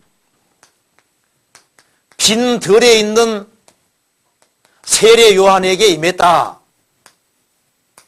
하나님 말씀이 누구에게 내려왔냐 하면은 빈들에 있는 세례 요한에게 내려왔다 그 말입니다. 이쪽에는 대접 잘 받으면서 호의호식 하면서 대제사장으로 있으면서 사람에게 떠받침 받으면서 있잖아요. 그러면서 대제사장으로 있지만 하나님을 진짜 기대는 게 아닌 거예요. 세례 요한은 빈들에 있습니다. 아무에게도 의존하지 아니하고 전적으로 빈들에 있으니까 메뚜기와 석청 먹었다고 되어 있잖아요. 그런 야인이고 눈에 보이는 세력에 기대는 사람이 아닙니다. 왜 세례 요한에게 임했냐면 그는 빈들에 있었고 살아계신 하나님을 진짜 의지했던 거예요. 그러니까 하나님이 그 사람에게 말씀이 임하잖아요. 배부르고 등 따뜻하고 그 다음에 육신 따라서 자기 편한 대로 살아가는 사람, 그런 사람에게 하나님 말씀이 내려오는 게 아닙니다. 사실 누구에게 말씀이 깨달아지냐 하면은 주님과 함께 동고동락하고 같이 주님과 함께 고난받기 원하고 희생하기 원하고 수고하기 원하고 진리 가운데 살기를 갈망하는 그런 사람에게 하나님 말씀이 내려오고 깨달아지는 거예요. 그렇잖아요. 양다리 떡 걸치면서 세상적으로 이제 세상에 마음이 푹 빠져 있는 사람, 그런 사람들에게 말씀 내려오는 것이 아니고 빈들에서 내려오잖아요. 빈들에서. 그래서 하나님께서 진리 가운데 살기를 원하는 사람에게는 오히려 빈들을 줄 수 있습니다. 경제적으로 하나님이 어렵게 만들 수도 있고 질병을 줄 수도 있고 또 사람에게 따돌림 당하게 할 수도 있고, 그래서 인생에서 빈들을 주시는데, 왜냐하면 그렇게 해서 주님이 그 사람을 신령하게 만들어주시고 하나님 말씀이 정말 마음속에 새겨지게 만들어주시는 거예요. 그래서 성경을 읽는 가운데 자꾸 이렇게 되새기는 것이 필요합니다. 되새기는 거예요. 누가복음 4장도 한번 봅시다. 제가 예를 들어 보는 겁니다. 누가복음 4장 13절.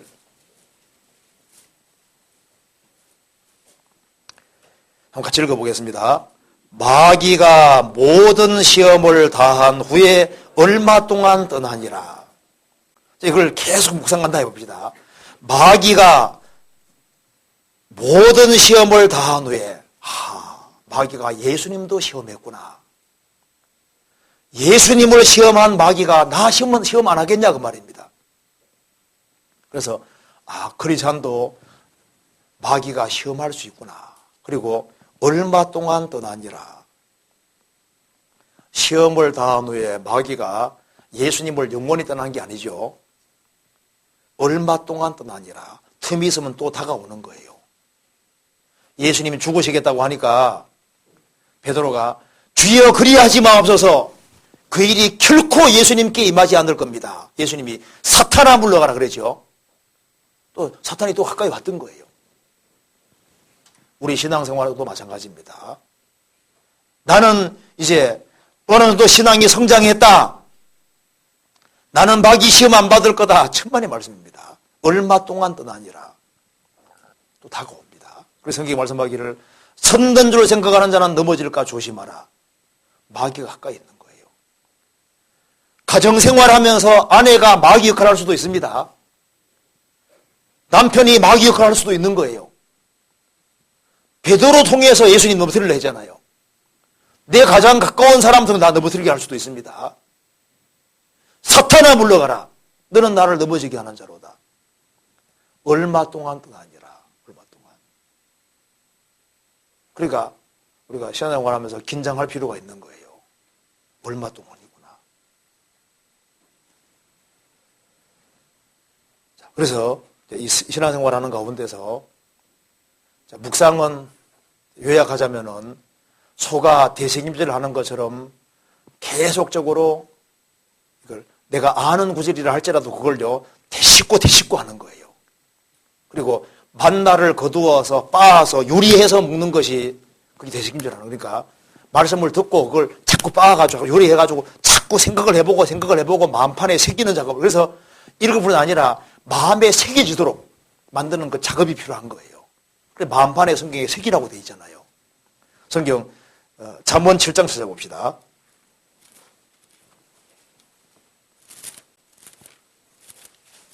잠언 7장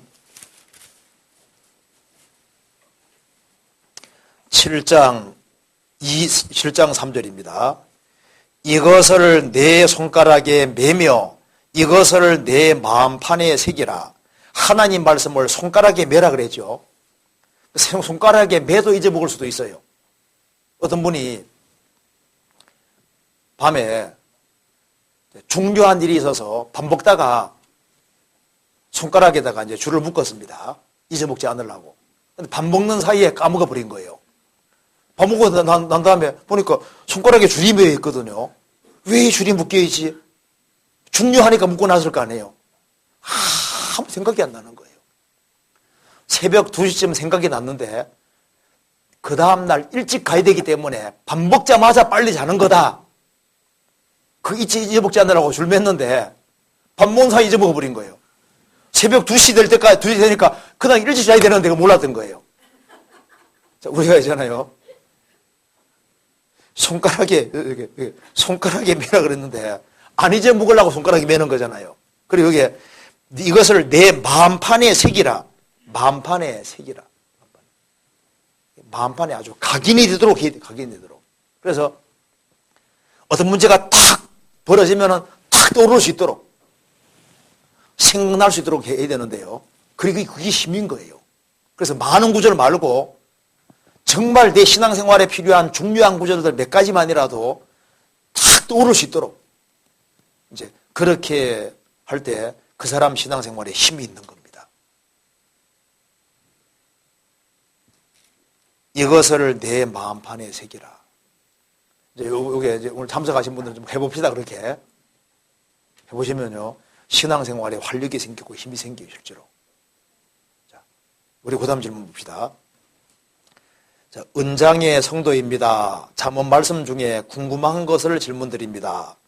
잠언 13장 7절에 한번 찾아봅시다. 잠언 13장 7절.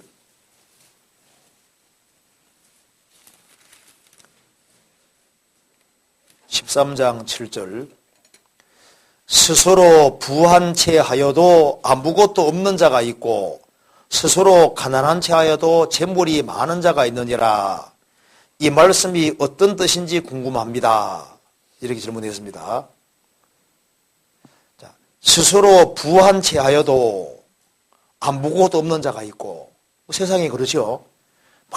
막 그랜저뿐 아니라 막 굉장히 좋은 차를 몰고 다니는데 나중에 보니까 돈 하나도 없는 사람이요.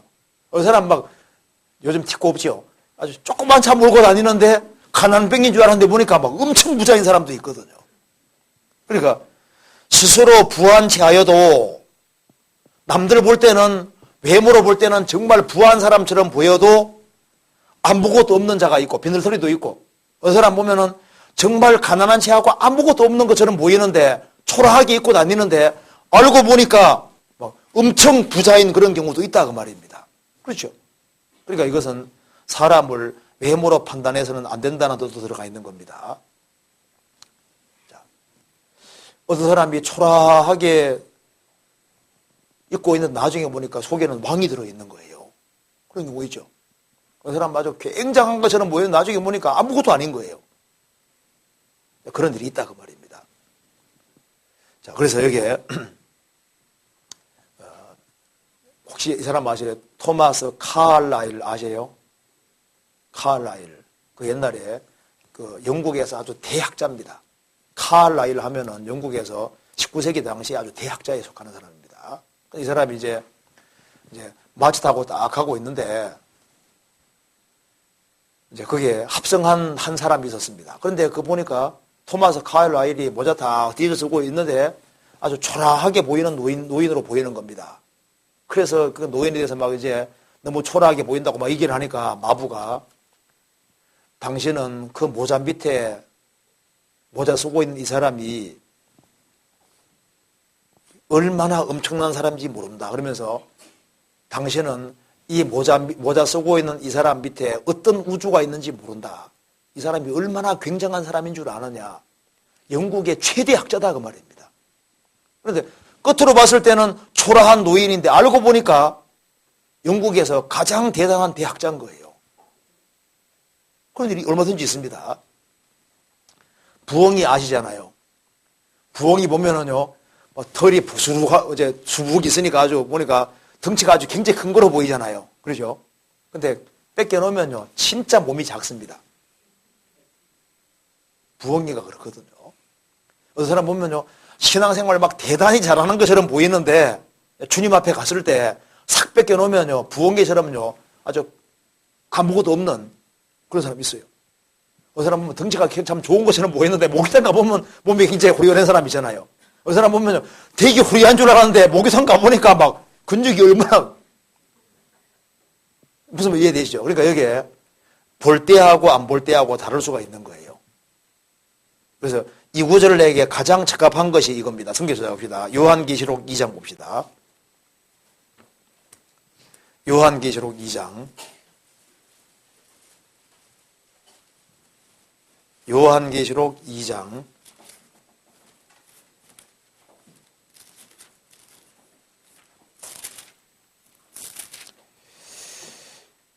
(2장) 9절입니다.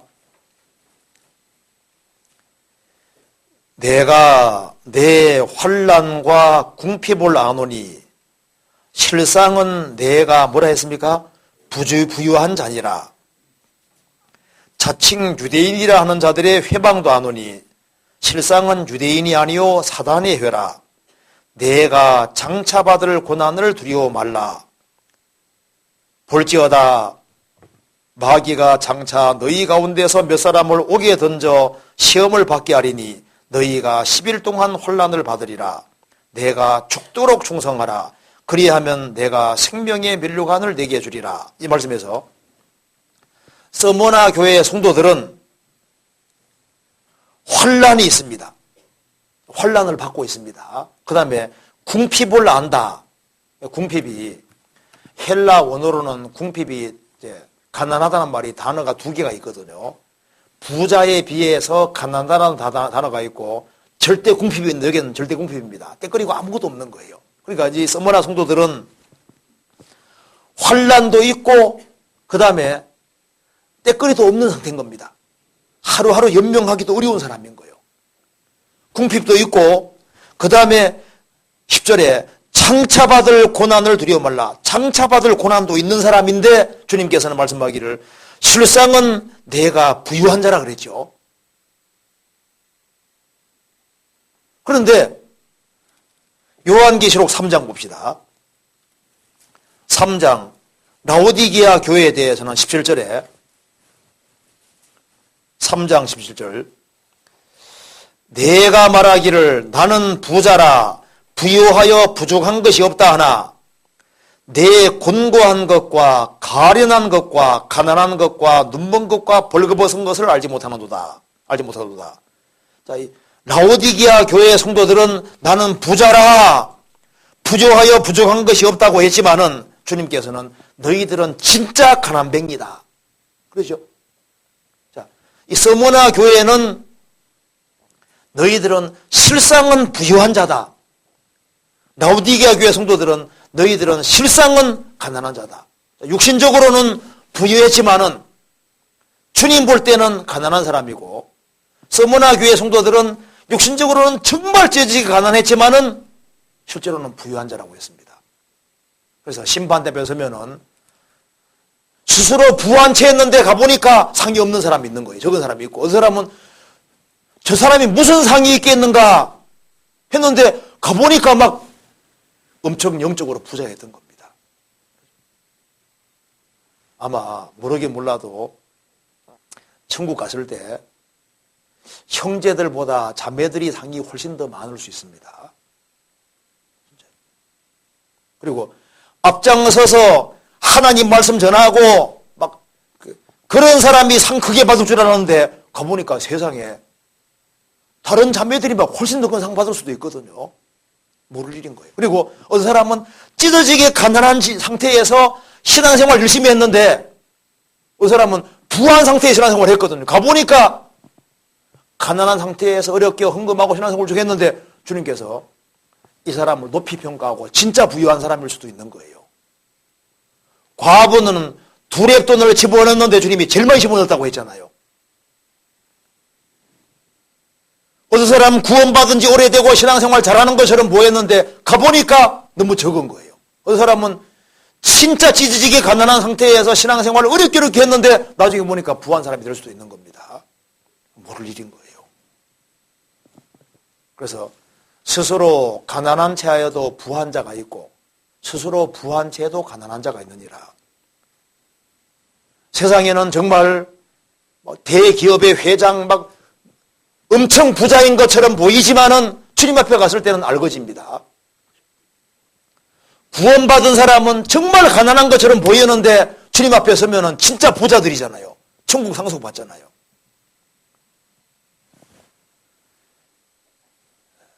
이 뜻이 뭔지 아시겠죠?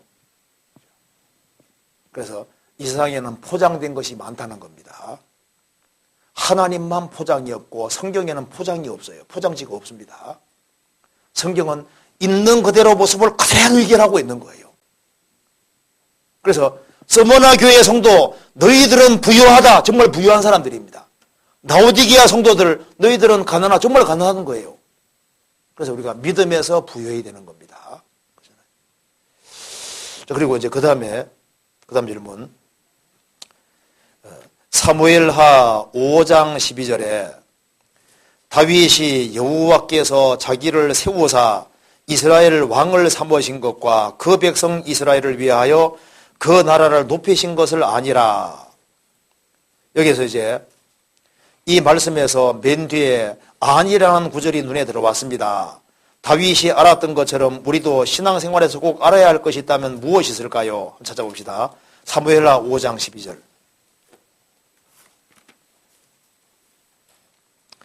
5장 12절. 다윗이 여호와께서 자기를 세우사 이스라엘 왕을 삼으신 것과 그 백성 이스라엘을 위하여 그 나라를 높이신 것을 아니라, 여기 아니란 말은 실감하니라 그 말이죠. 다윗은 기름 부음 받은 사람인데 나중에 하나님 말씀대로 자기가 왕이 됐습니다. 그래서 다윗이 여호와께서 자기를 세워서 이스라엘 왕을 삼으신 것과 그 백성 이스라엘을 위해서 그 나라를 높이신 것을 깨달았다, 실감했다 그런 뜻인 겁니다. 그래서 알았다는 것은 야, 진짜 말씀대로 되었구나 하고 실감하게 됐다는 겁니다. 여기 이제 질문도 아니라는 구절이 눈에 들어왔다. 그렇죠. 이게 참 좋은 거죠.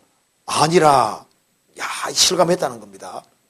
다윗이 알았던 것처럼 우리도 신앙생활에 꼭 알아야 될 것이 있다면 무엇이 있을까요? 우리도 알지만은 실감하게 되는 건 좀 다르잖아요. 그렇죠?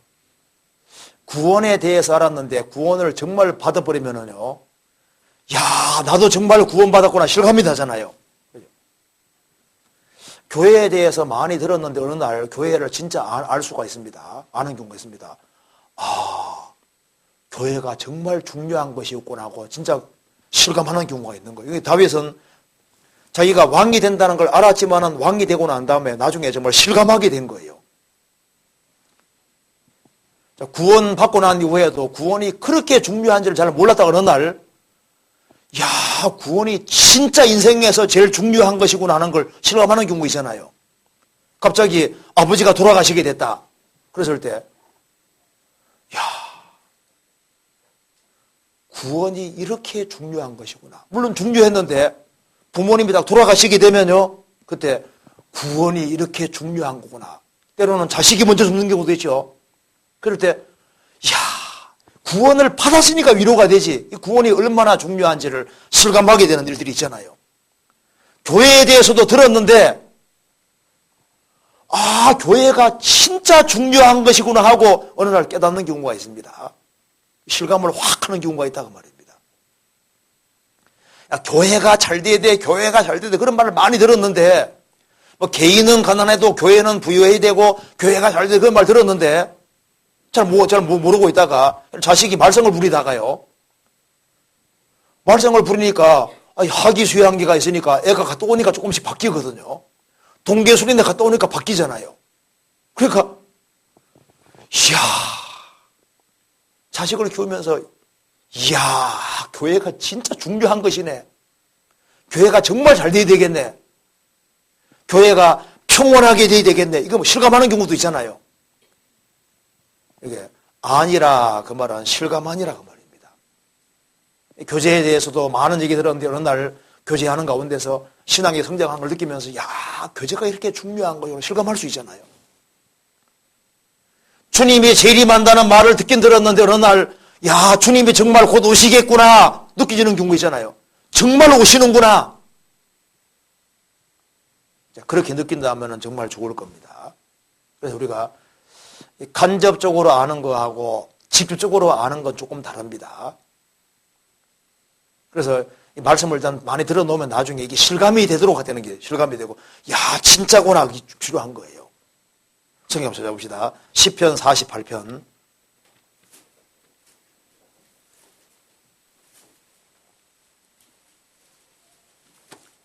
48편 8절 한번 같이 읽어보겠습니다. 우리가 들은 대로 만군의 여호와의 성 우리 하나님의 성에서 보았나니 하나님이 이를 영영히 경고케 하시리로다. 우리가 들은 대로 우리가 봤다. 들은 대로는 간접 지식인데 하나님께 기대는 사람은 하나님이 역사하신다는 말을 많이 들었는데 전쟁통에 하나님께 정말 기대했을 때 하나님이 극적으로 승리하게 해주신 것을 봤다 그 말입니다. 간접 지식이 진짜 지식이 된 거예요. 주 예수를 믿어라 그리하면 너와 내 집이 구원받으리라는 말을 들었는데 자기가 구원받고 신앙생활 열심히 하니까 집안 식구들 정말 구원받아 가거든요. 야, 이게 진짜구나 실감하게 되잖아요. 주님은 포도나무고 구원받은 사람은 가지인데 그하면은 철로 열매가 맺힌다 그랬는데 정말 열심히 그하니까 자기가 바뀌거든요. 자기 동네의 사람들이 구원받아 가거든요. 그러니까 야, 이게 요한복음 15장 말씀이 이게 이론이 아니고 실지구나. 너희가 내 안에 거하고 내 말이 너희 안에 거하면 무엇이든지 원하는 대로 구하라. 그래야만 이루려 그랬는데 정말 구원받은 무리 가운데 거하고 말씀 가운데 살아가고 말씀 가운데 구하니까 말씀대로 되니까 야, 이 성경은 이론이 아니고 진짜구나 실감하게 되는 겁니다. 성경은 다 실제 사실을 기록하고 있는 거예요. 시편 34편 보시겠습니다. 8절.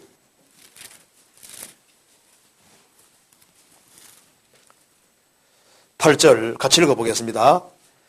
너희는 여호와의 선하심을 맛보아 알지어다. 그에게 피하는 자는 복이도다. 너희는 여호와의 선하심을, 하나님이 얼마나 선하신 분이고 사랑이 풍성하신 분인지를 맛을 보고 알지어다. 맛보아 알지어다. 맛을 본다는 것은 체험한다 그 말입니다. 하나님은 진리 가운데 살아가는 사람에게 진짜 선을 행하시는 분입니다. 아, 하나님은 나를 정말 사랑하고 계시는구나. 나 정말 도와주고 계시구나. 그걸 생활 속에서 느끼게 만들어주시는 거예요. 고린도 전서 6장에는 알지 못하느냐 말이 계속 나옵니다. 그래서 어느 날 성경을 보면서 이야, 내가 이렇게 중요한 사람이구나. 내가 천사보다 정말 높은 사람이구나. 우리가 정말 천사들을 판단하는 사람이 되는구나. 세상을 판단하는 사람이구나. 우리가 주님은 만왕의 왕이시고 내가 정말 왕이구나. 내가 하나님의 아들이구나. 그리고 하나님이 나를 구원받은 사람을 결코 버리지 않는구나. 생을 살아가면서 이제 실감을 하게 되는 겁니다. 그래서 아니라 실감하니라. 진짜구나 실감이 되는 거예요. 구원받은 것이 정말 이렇게 좋은 것이구나. 실감하게 되는 겁니다. 그리고 우리가 이제 신앙 경험 속에서요. 야, 우리 뭐 잘한 거 없는데 다 그한 거밖에 없는데 그한 거 하나 때문에 이렇게 축복을 받았구나. 우리 같이 이렇게 그리스도인들 구원받은 지 오래된 사람들 모이면 같이 교제하잖아요. 교제하면은 우리가 어떻게 돼서 이렇게 됐냐. 우리 전도인들도 같이 이렇게 모이면요. 우리가 어떻게 하다가 이렇게 전도하는 사람이 되고 이렇게 됐냐. 보면요. 우리 공통점이 다 하나 있어요. 우리 뭐 잘한 거 없고 그냥 교화하고 같이 교제하고 말씀 배우고 같이 더불어 있은 것밖에 없는데 이렇게 됐다 그 말입니다. 그래서 이야, 주님 이렇게 만들어 오셨구나. 인생을 주님께서 구원받은 무리 가운데서 만들어 가시는구나.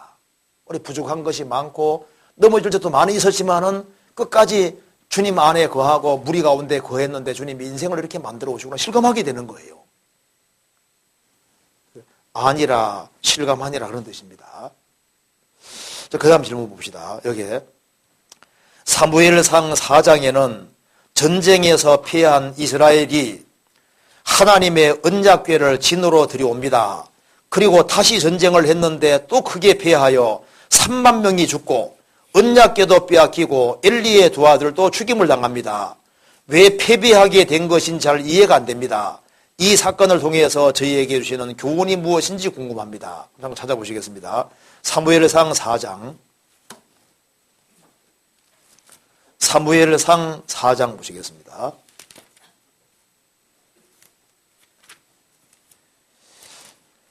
네, 4장 2절.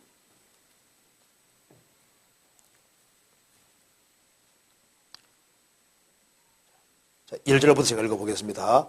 사무엘의 말이 온 이스라엘에 전파되니라. 이스라엘은 나가서 블레셋 사람과 싸우려고 에베넷을 곁에 진치고 블레셋 사람은 아벡에 진쳤더니 이스라엘을 대하여 항오를 벌이니라. 그 둘이 싸우다가 이스라엘이 블레셋 사람 앞에서 패하여 그들에게 전장에서 죽임을 당한 군사가 4,000명 가량이라.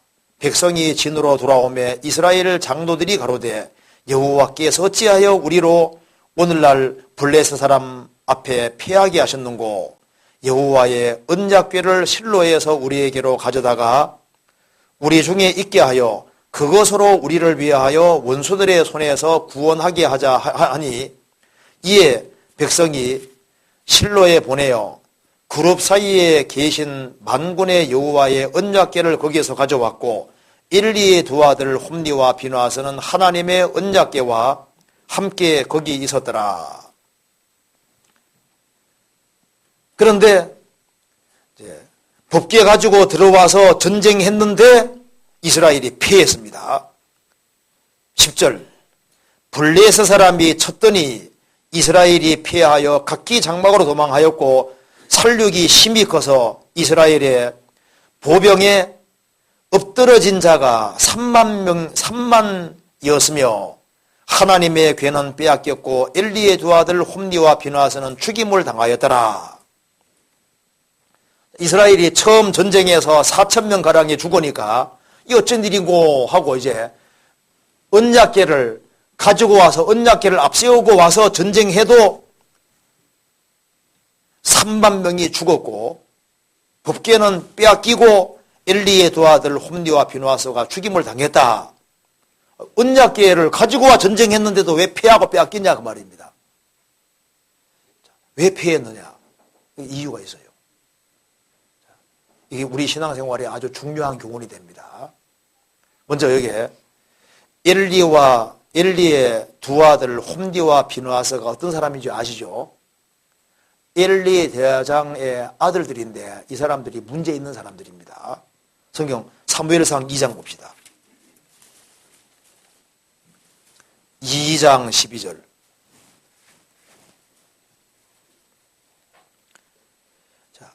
엘리의 아들들은 불량자라. 히브리어에는 벨리알로 되어 있습니다. 벨리알. 마귀 자식식으로 되어 있는 겁니다. 엘리의 아들들은 불량자라. 벨리알이라. 그러니까 하나님 볼 때 진짜 이거 구원도 안 받았고 문제가 심각한 사람인 거예요. 엘리의 아들들은 불량자라 여호와를 알지 아니하더라. 하나님의 제사장의 아들로 있으면서도 하나님을 참으로 몰랐습니다. 그리고 여호와 제사를 멸시했습니다. 17절에 이 소년들의 죄가 여호와 앞에 심히 크면 그들이 여호와의 제사를 멸시함이었더라. 하나님께 드리는 제물에도 갈고리를 탁 가지고서 깨가 자기가 먼저 취하고 수종드는 여인과도 동침도 하고 악을 많이 행했습니다. 그래서 하나님께서 이 두 아들이 한 달에 죽을 것이라고 말씀해 주셨습니다. 34절에 내 두 아들 홈니와 비누아스가 한 달에 죽으리니 그 둘에 당할 그 일이 내게 표징이 되리라. 두 아들이 한 달에 죽임당한다고 말씀하셨습니다.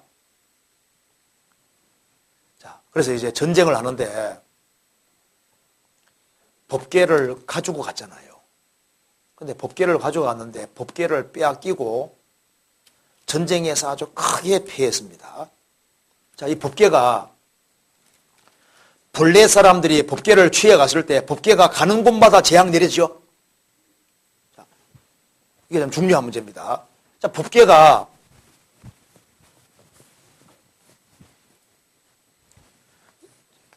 이 법궤가 블레셋 사람들이 법궤를 가져갔습니다.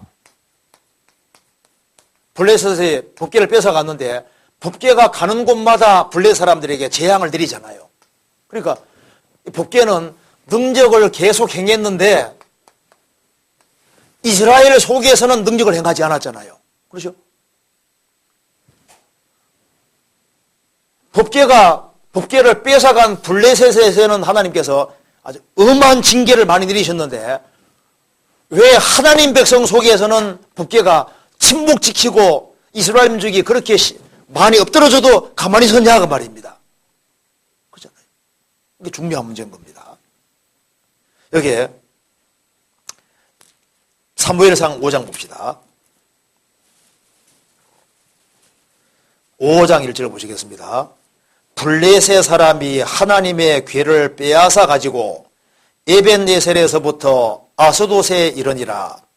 블레셋 사람이 하나님의 궤를 가지고 다곤의 당에 들어가서 다곤의 곁에 두었더니 아스돗 사람이 이튿날 일찍 일어나 본즉 다곤이 여호와의 궤 앞에 엎드러져서 그 얼굴이 땅에 닿았는지라. 그들이 다곤을 일으켜 다시 그 자리에 세웠더니 그 이튿날 아침에 그들이 일찍 일어나 본즉 다곤이 여호와의 궤 앞에서 엎드러져 얼굴이 땅에 닿았고 그 머리와 두 손목은 끊어져서 문지방에 있고 다곤의 몸뚱이만 남았더라. 6절 여호와의 손이 아스돗 사람에게 음중이 더하사 독종의 재앙으로 아스돗과 그 지방을 쳐서 망하게 하시니. 그러니까 블레셋 사람들의 이제 쪽으로 들어가서 다곤 당 곁에다가 딱 두니까 이 다곤이 그냥 확 우그러져 버리는 거예요. 그 다음에 또 세우니까 이제는 목도 부러지고 두 손목도 끊어졌다고 되어 있잖아요. 그리고 하나님께서 엄청난 재앙을 행하셨는데 그 이적을 많이 행하던 이 법궤가 이스라엘 백성들 중에서는 침묵했다 그 말입니다. 법궤를 앞세워서 전쟁했지만 법궤도 빼앗기잖아요. 여기서 이게 뭘 말하냐면은 하나님은 이용당하는 분이 아니라는 거예요. 이스라엘은 하나님 앞에 순종하는 것이 아니라 하나님을 이용해서 전쟁을 승리하려고 했잖아요. 하나님을 이용해 먹는 거. 하나님은 이용당합니까? 이용당하지 않습니까? 이용당하시는 분이 아닙니다. 그러니까 하나님께 쓰임을 받아야지 하나님을 이용해서 자기 유리한 목적으로 이용한다고 해서 이용당하실 분이 아닙니다. 하나님은 언제 역사하시냐 하면은 하나님 앞에 순종하고 복종하는 사람, 그런 사람 통해서 하나님이 일을 하시는 거예요. 그래서 이스라엘은 병기를 가지고 무기를 가지고 전쟁해도 그들이 순종치 아니하면 하나님은 침묵하시고 전쟁에서 물러나는 겁니다. 못 이기는 거예요. 시편 87편 78편 봅시다.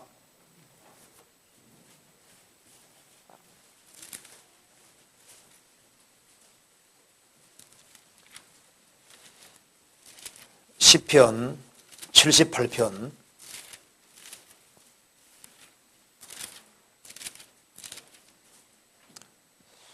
제가 읽어보겠습니다. 9절 같이 제가 읽겠습니다.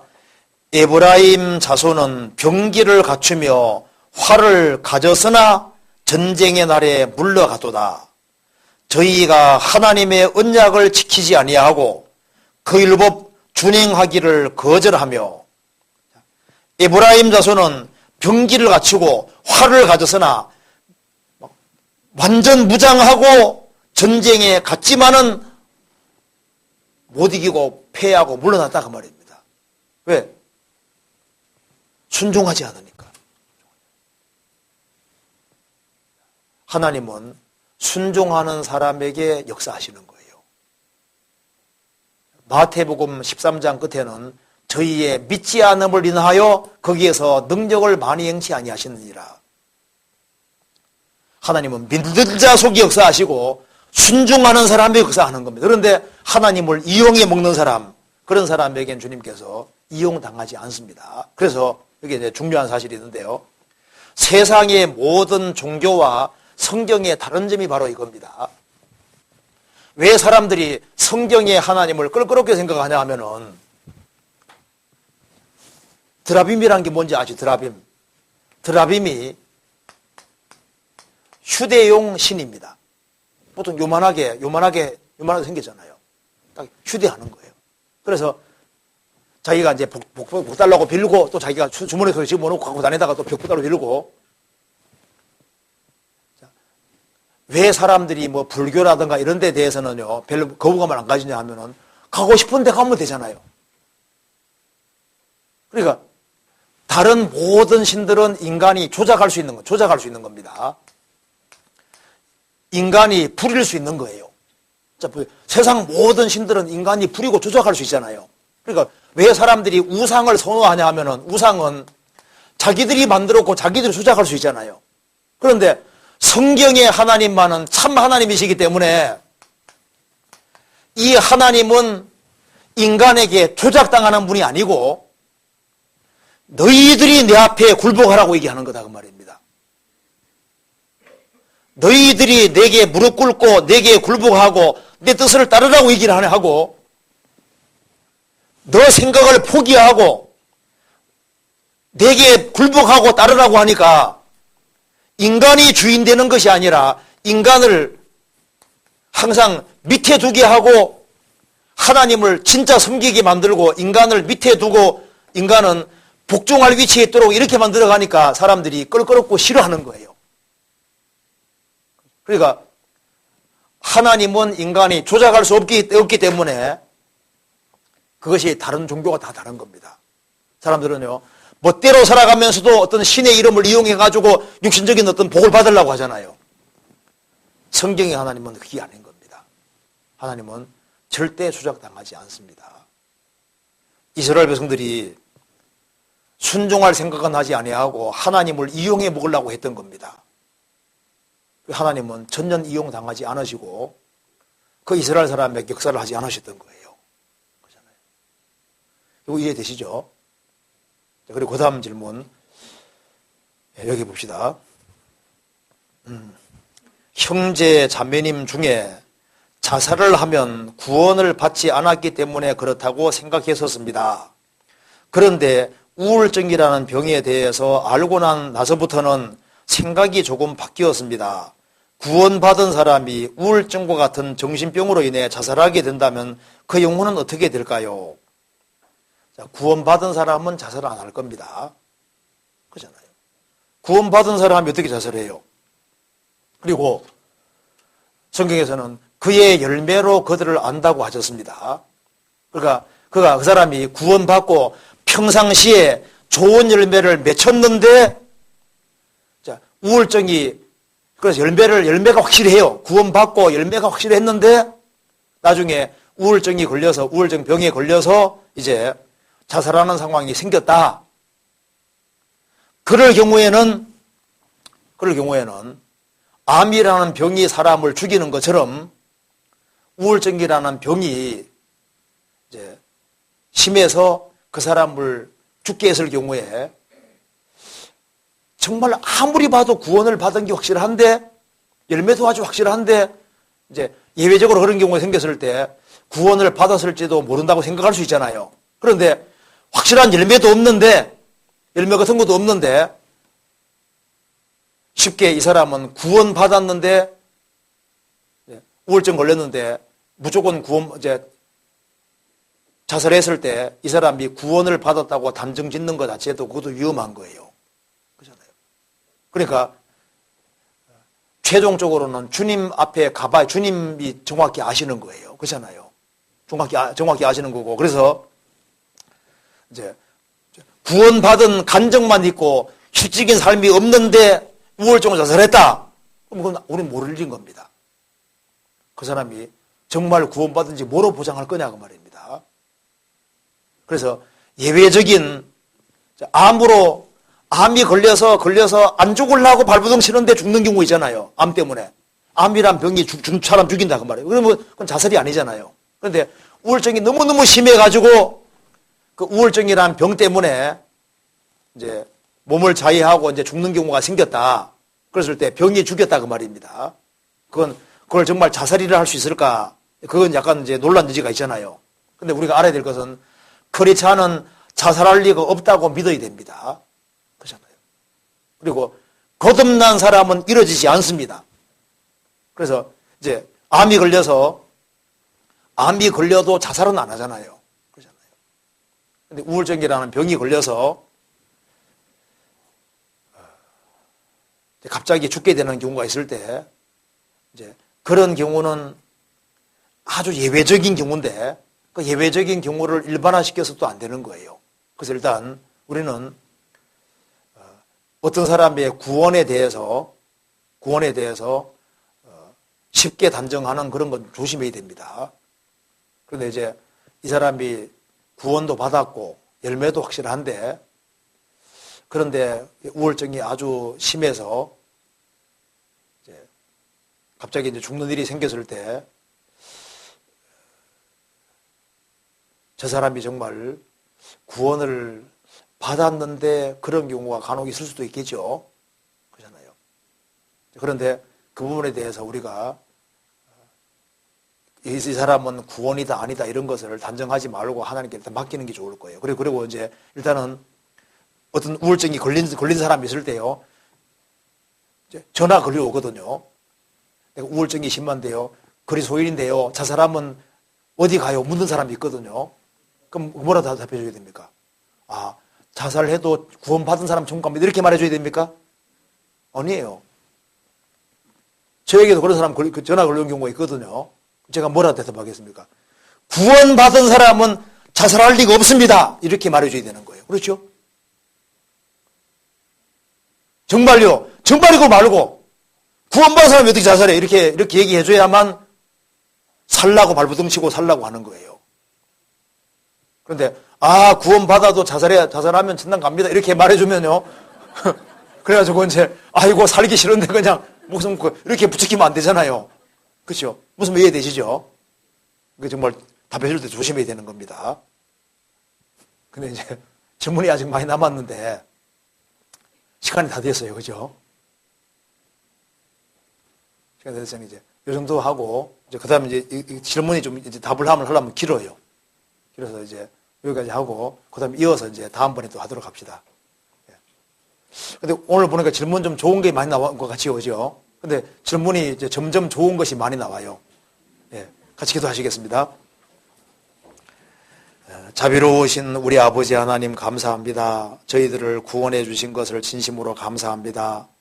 그리고 저희들에게 주님을 섬길 수 있는 기회를 주시고 또 봉사할 수 있는 기회를 주시고 또 신앙생활을 할 수 있는 기회 주신 것을 감사합니다.